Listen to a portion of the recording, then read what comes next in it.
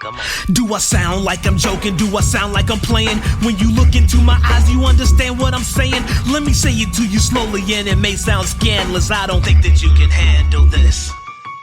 All right. Once again, we are on.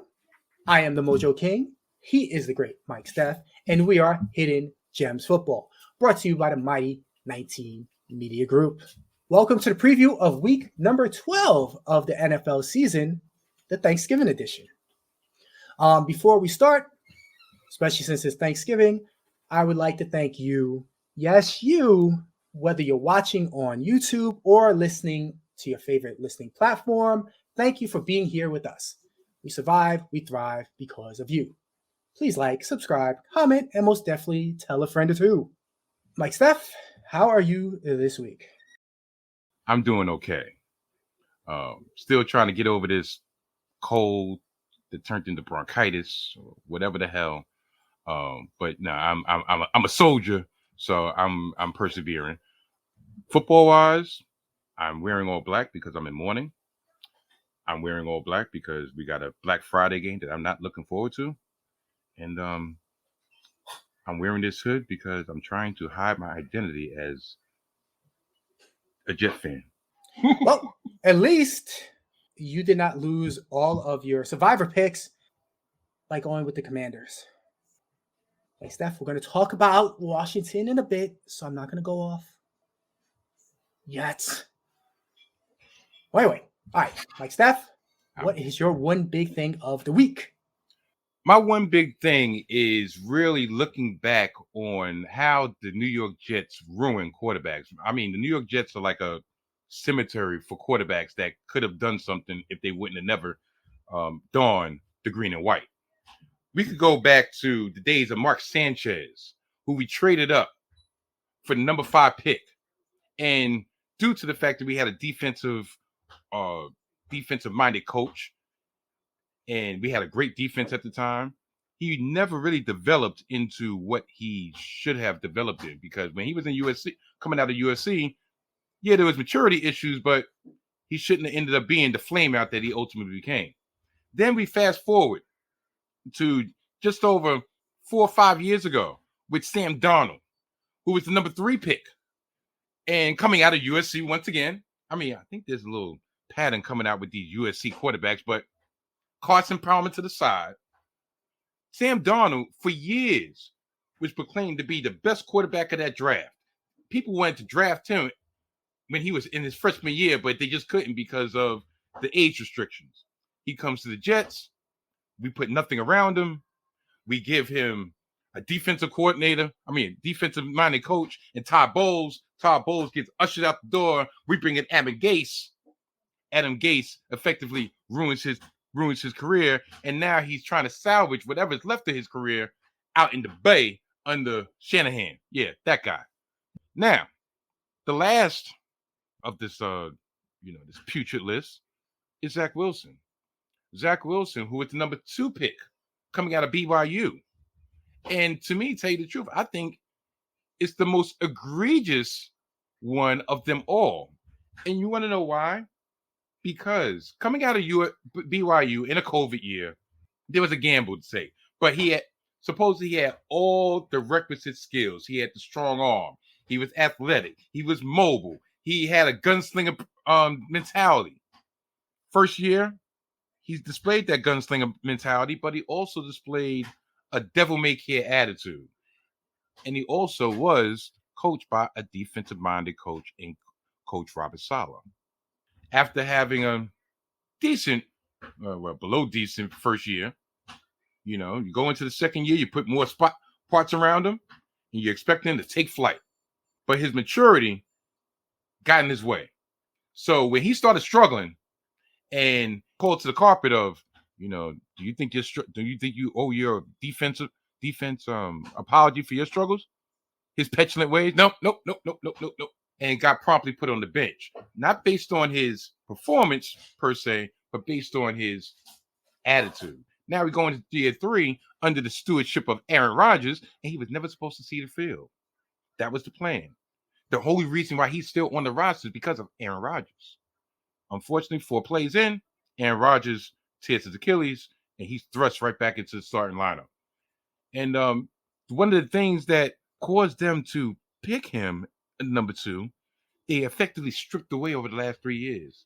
He became so scared of the rush. He became so paralyzed by making a mistake that whatever positives he might have had was null and void. So we finally came to this past Sunday where they finally put him on the bench probably 3 weeks too late in exchange for Tim Boyle.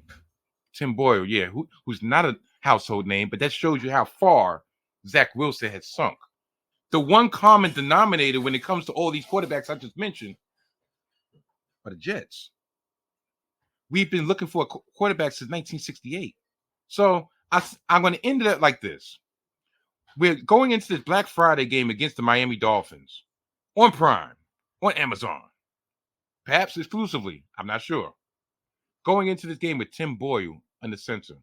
Now, if Tim Boyle actually succeeds, then maybe Zach Wilson was never what he was ever cracked up to be. But if Tim Boyle ends up becoming a Boyle on the backside of the New York Jets, as multiple quarterbacks have been, then it'll just be another long line of quarterbacks who just never was able to lead my team to a semblance of respectability. So, yeah, that's my one big thing. Tier. Wait, but you really think it's the Jets' fault for these flops of quarterbacks? First-round draft picks flop all the time. No, listen, I understand it's always a crapshoot when it comes to, drafting a quarterback. The reason I say, and it hurts to me as a Jet fan to say this, but I've been a Jet fan for 41 years. We never put them in the position to succeed. We either throw them to the wolves.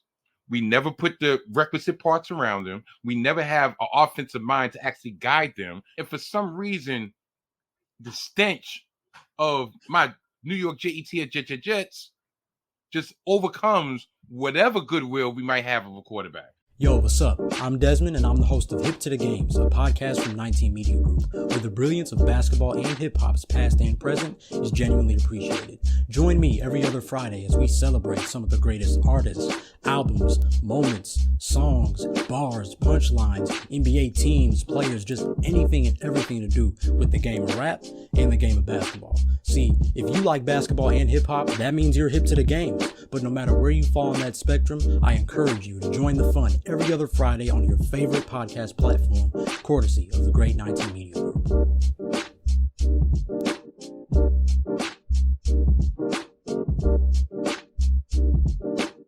$12:30. So right in the middle.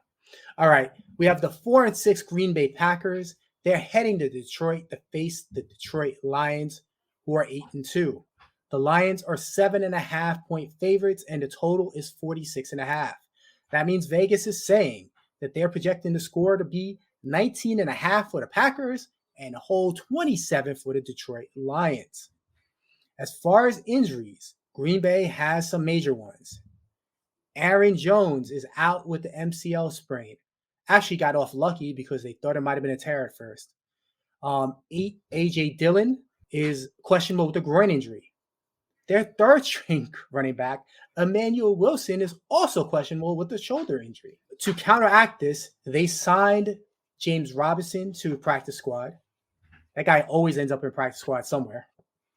And their practice squad running back that they brought on to the official lineup is Patrick Taylor. That's a name to keep in mind if you're playing DFS this weekend. Maybe a free square, especially if you're playing 50-50s, Mike Steph.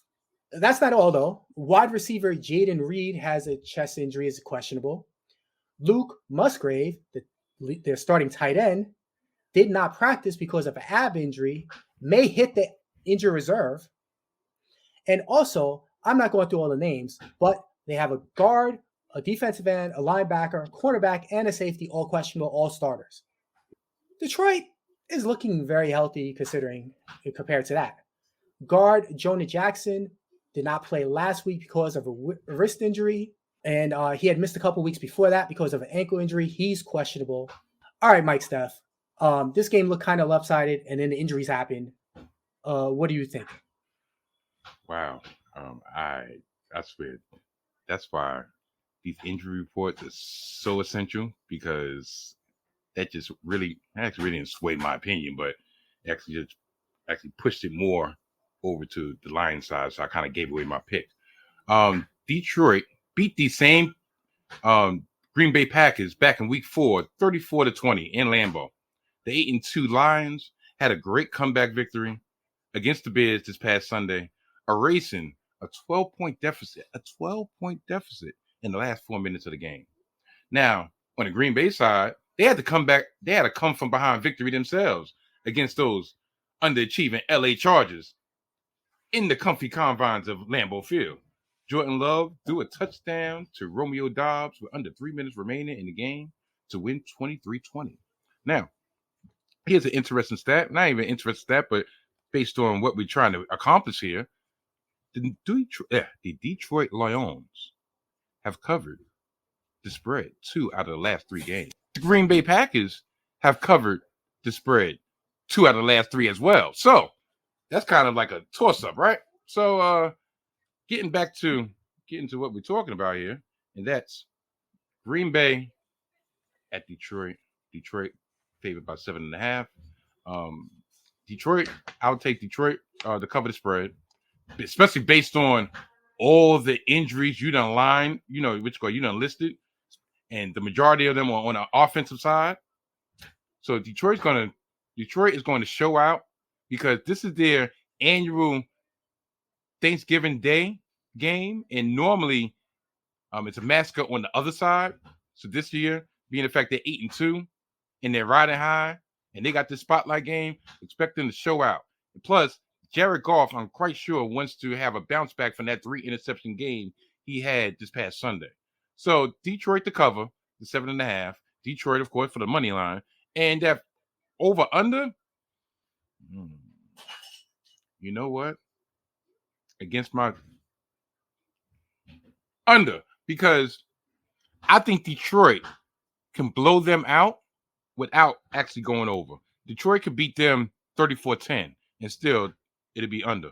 So see, I'm using my noggin this week. So Detroit to cover, Detroit money line, and the over under, I'm going under. All right. Everything you said, I agree with wholeheartedly. Green Bay has won 2 of their last 3, and Jordan Love has looked better. He was looking kind of incompetent there for a little bit, and he's back, not steady, but looking like I thought he probably would. And I think most people thought he would, going in the right direction. But meanwhile, Detroit has won 7 of their last 8 games. So with all the injuries, it looks like an easy win for Detroit. That 7.5, I'm betting that.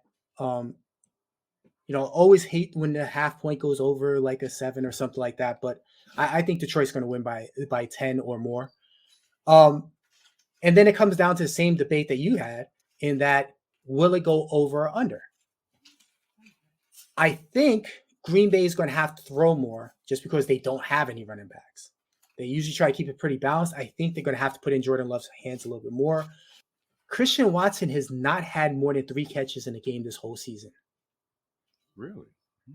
That is insane. That is one prop I will be looking at. I think I'm going to go over with Christian Watson, looking at wherever he is. As long as he's at 3.5 or below, I think I'll go over. I didn't look at the line. I don't know where he is. He could be at 5. I don't know. But I think that them throwing more will make more possessions in this game. And for that reason, I'm going with the over. I'm not as confident with that, but I am confident that the Lions should conquer this game pretty easily. One quick question. Would the Lions be a candidate for your survivor pick of the week? Yes. I was going to get into the next game when we talk about Washington. So most of my original survivor teams, well, not most of them, all of them except for one free one are out of there, which, because I have survivors that started later, I have more options.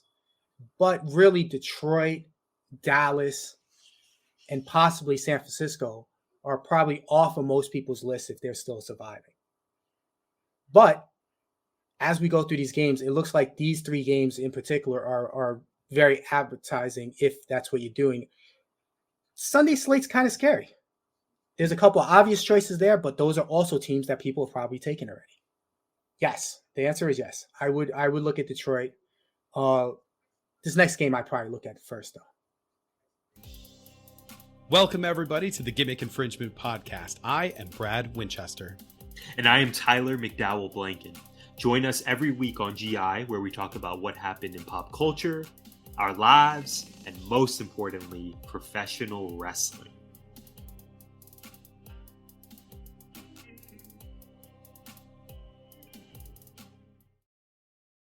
We are now going with the most evil team in the world, the Washington Commanders. The commies. Yes, that's exactly what they are. The red team has invaded our nation and is going to face America's team, the Dallas Cowboys. No, America's team. The Jets. Because Maria Taylor said so. And I listened to Maria Taylor. I mean, look. Aaron Rodgers came out with the American flag over his shoulder, running before his Achilles went pop. Tell you, listen. Maybe he couldn't handle the weight of all of America. No. Especially, no. It's just, you know what? The 4-7 Washington Commanders are heading to Dallas to face the 7-3 Cowboys. The Cowboys are 11-point favorites, and the total is projected at 48.5 points. That means Washington will score 18.75, and Dallas will score 29.75. As far as injuries, Washington backup running back Antonio Gibson has a toe injury. He missed last week and he is questionable for this week. Defensive end James Smith-Williams is questionable with a hamstring injury. He also did not play last week. And linebacker Kalani Hudson has a back injury and is questionable. On Dallas' side, backup running back Rico Dowdle has an ankle injury. I definitely mispronounced his name, but he did not practice, so he may not play. So you may not find out his name during Thanksgiving anyway. And Javon Curse, the safety, has a back injury, and he also did not practice. We're not sure if he's going to play. Mike Steph, what do you think about the evil Washington Commanders against America's franchise, the Dallas Cowboys? Well, I'll start with Dallas first. Dallas is 7-1 against losing teams this season, and 0-2 versus teams over 500. Five of their next 7 games are against teams that are currently in position, or at least in playoff hunt, i.e., over 500 teams. So currently, I mean, to me, that'll be a test going forward and a challenge to catch division leading Philly for the NFC East crown. Dak Prescott, you know, my favorite quarterback of all time, has thrown 13 touchdowns and 2 picks over the last 4 games. Not bad, you know, notwithstanding the competition he was against, but not bad. CeeDee Lamb has gone over 100 yards for the last 5 games. Now, going over to the Washington side, Washington is coming off an embarrassing loss against the German, coughing up the ball 6 times. It looks like the bottom is falling out as they've lost 4 of the last 5 games, and their only win coming against the lowly, who would have ever thought we'd say this, the lowly New England Patriots. 2 of those losses have come against the German in the last 5 weeks. So that's not really a good sign. Ron Rivera is likely playing out the string with his bed already made. As I kind of mentioned last week, whether or not they was really trying to position themselves for a win or position themselves for a better draft pick and help the transition from Coach Rivera, hopefully over to Eric Bieniemy.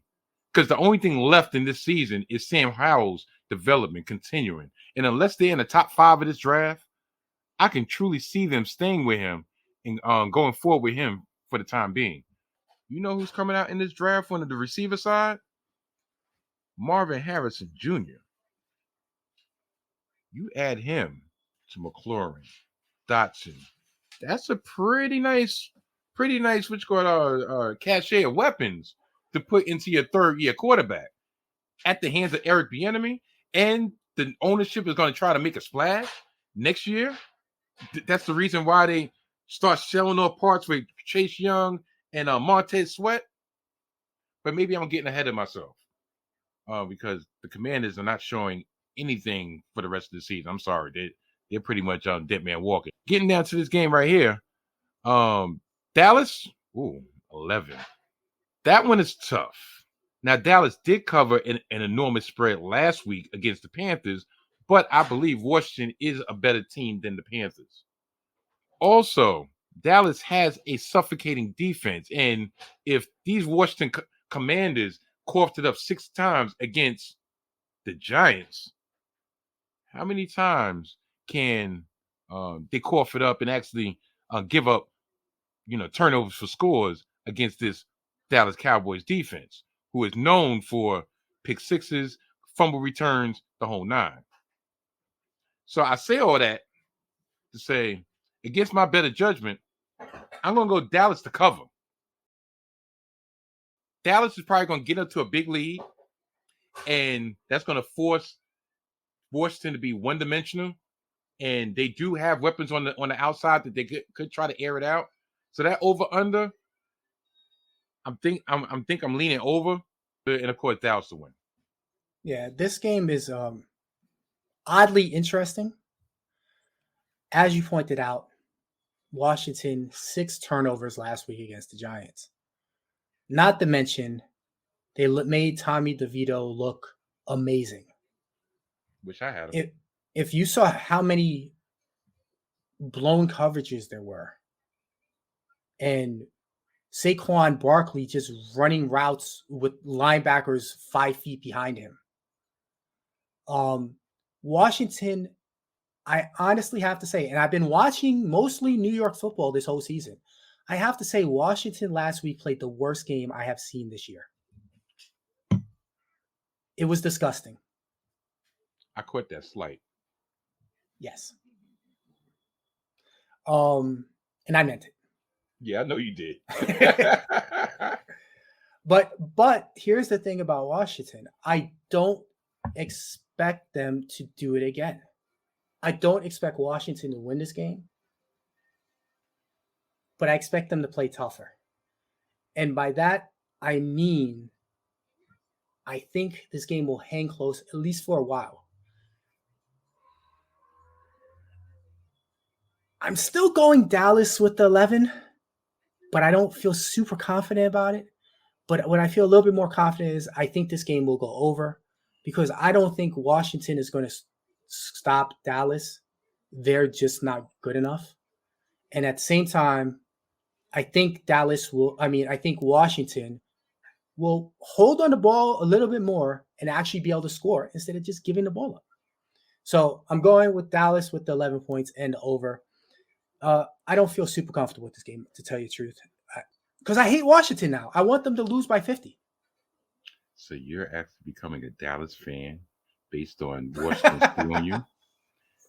I will never be a Dallas fan, but I want somebody to get fired in Washington because they cost me hundreds of thousands of dollars because I was definitely going to make it the rest of the way. Of course. Of course. Hey, man, I'm just a dreamer. Are you ready to step up your style without compromising the planet? Introducing the exciting partnership between Blueview Footwear and the 19 Media Group Network. Just visit bit.ly/Blueview19 to start your sustainable style journey. Our friends over at Blueview Footwear are renowned for introducing the world's first fully biodegradable sneaker. By using plant-based plastics, they are leading a revolution in cleaner materials and manufacturing.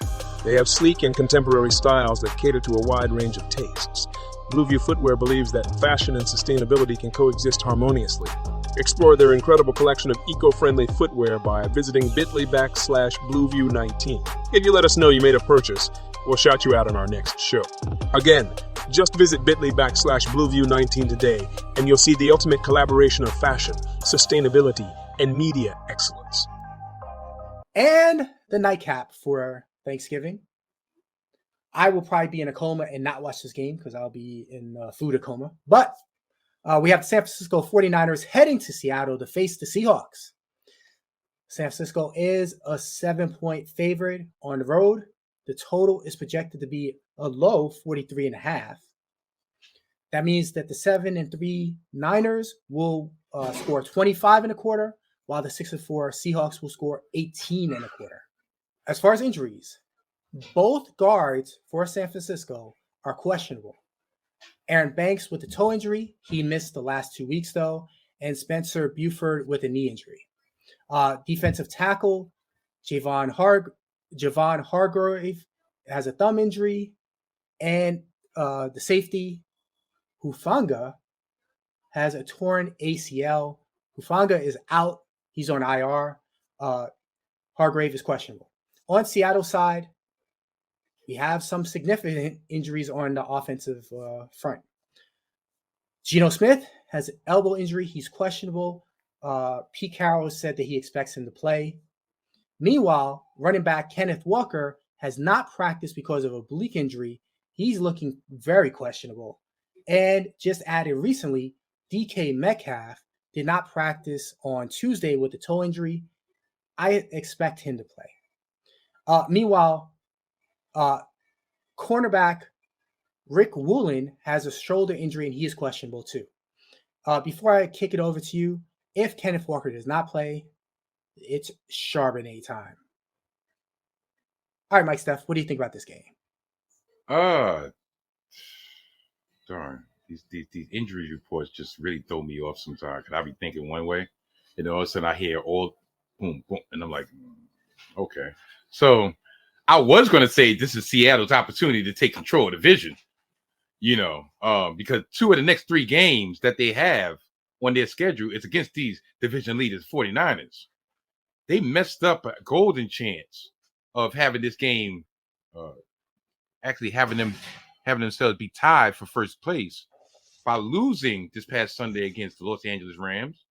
And actually, they should be kicking themselves in the butt 2 times because they actually got swept by the Los Angeles Rams this season. Now, the 49ers, they bounced back after their 3-game slump before the bye week. The defense is back to dominating fashion, especially with the addition of Chase Young to the defensive line. I swear, if it wasn't for these injuries, I would have really thought about Seattle against the spread. But if Drew Lock has to play any significant time, or even if Geno Smith plays, but he's going to be hampered by that elbow injury, and DK Metcalf is probably going to be hampered by that toe injury, even though he's scheduled to play, they're not going to be able to put enough points up. So San Francisco to cover, of course, San Francisco money line, and that over-under, something wants me to go over, but like I said, I don't think Seattle's going to be able to hold up their end of the bargain, so I'll go under. All right. Yeah, Seattle is 3-2 in their last 5, but their wins have come against Washington, who we all hate now, Cleveland, and Arizona. I'm not impressed. So I think I'm with you. I'm going to go with San Francisco. I don't even have much to say about San Francisco. They've looked so good the last 2 games. Going with San Francisco minus the 7. And I'm also going at the under because I don't think Seattle's going to score very much. For the very same reason you said, Geno Smith, if he plays and his elbows hurt, I don't like it. And if he's not playing, I really don't like it. So San Francisco minus 7 and the under. All right, Mike Steph. Before we take off, I want to wish you a happy Thanksgiving, of course. But Happy also, Thanksgiving. Thank you, sir. Also, do you have any other games of interest coming in Sunday? Looking at this schedule briefly, Sunday you got 2 spotlight games. You got Kansas City going into Vegas against the Raiders. Kansas City coming off their last-minute loss, their heartbreaking loss this past Monday against the Eagles in their Eagles revenge game. But if Valdez Scandlin actually has some stick up on his hands, they're the victor. But even more importantly, Patrick Mahomes has been looking shaky. I'm sorry. I know a lot of it has to do with the receiving core not holding up their end of the bargain, but he threw I think he threw close to 50% passing this past week, and that's not Patrick Mahomes like. So against the Raiders at home with AP on the sideline, that's an interesting game. I think it's Chiefs +9. I would go the Raiders against the spread. I don't think the Chiefs are blowing anybody out. Now, the Eagles are hosting the Buffalo Bills this coming on Sunday. The Buffalo Bills had an impressive 32-6 victory over my Jets. The debut of offensive coordinator Joe Brady. They leaned on the running game more. They kind of pulled in the reins on Josh Allen, and guess what? They put up 32 points with, I don't even think they coughed the ball up once. Now going into Philly, that's gonna be a different animal, but that is a spotlight game. I think Eagles favored by 3. I would Eagles to cover the spread, but there is a potential for a letdown, because that was an emotional game this past Monday. And Buffalo, they've proven they could beat anybody, but they could also lose to anybody. So those are my 2 spotlight games. And yeah, because I'm not a coward, Black Friday, Jets hosting the Dolphins. They got the Dolphins favored by 9.5. Look, Dolphins might win. And I know I said this last week, so it's like Groundhog Day, but I believe last week the defense giving up 32 points was just the breaking point. Like, they knew for all these weeks they had to be perfect. And eventually, even if you are a great defense, you're going to break. And that was their breaking point. And that probably caused them to make the change from Zach Wilson to Tim Boyle. Do I think they're going to give up 32 points again against Detroit? No. So I believe the Jets are actually going to go against that spread. I don't believe Miami's covering that spread. So, those are my 3 games of interest. All right. Not surprising. I'm the opposite side of that Miami game. Yeah, I know. I will point out one other game because I'm kind of trapped in that free survivor, the one that's still lasting. All the Thursday games, I have the favorite. I already picked. I have the Dolphins already picked, so I can't pick on the Jets this week. I have Kansas City already picked. So I'm going with the tight one, and I'm going with the team on the road. I'm going with the team that doesn't win very often, but I think the Patriots are going to beat the Giants. So I'm going with the Patriots this week. I do not believe in what happened last week. I was watching the game, and DeVito made some very good throws, and including one that wasn't caught in end zone. That was like an amazing, amazing throw. I have to give him a lot of credit. But he took 9 sacks, and I think Belichick will find a way to confuse him a little bit. I still believe in the Belichick magic, at least this game, against a team that's should not score a lot against them. No, I get that train of thought. Like, if Tyrod Taylor was starting, I think the Giants would have a better chance. Tommy DeVito, he's a rookie, 3rd string. He's progressing, but he has never faced anything like he's about to face. So I get it. But also on the other hand, you got Mac Jones behind center. So that's enough to offset any greatness of Bill Belichick. So I don't know. That's a toss-up to me, but I get the mindset. Yeah, I'm kind of in a squeeze. I wouldn't want to do it, but I feel a little comfortable with it. All right, Mike Steph, take us home. This has been, matter of fact, I'll end it like this. Even though we've said thank you, I'm going to say thank you once again. This is beginning of holiday season.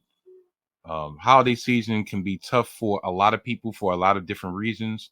But just use this time to really appreciate your loved ones, appreciate your family, appreciate your friends, because you never know what the next day may bring. And this is my favorite holiday of the year because it's basically at its core, it's about family and friends and food. Really enjoy your Thanksgiving, whether you have to work like me or you're able to actually enjoy it with your family, extended, so forth. So Happy Thanksgiving. So with all that being said, yeah, I know I have no witty antidotes this week. With all that being said, Hidden Gems football has been a part of the Perfect. This is a 19 Media Group presentation. My wife said Happy Thanksgiving if you didn't catch it in the background. Mrs. Ooh, I want to kiss you. Yeah, I want to kiss you.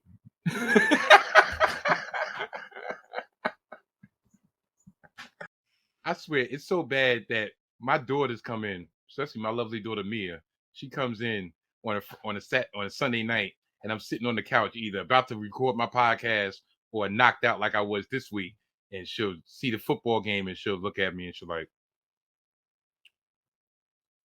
"How much money did you lose today?"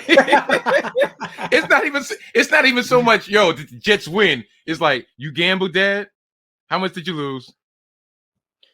Backup running back, Rico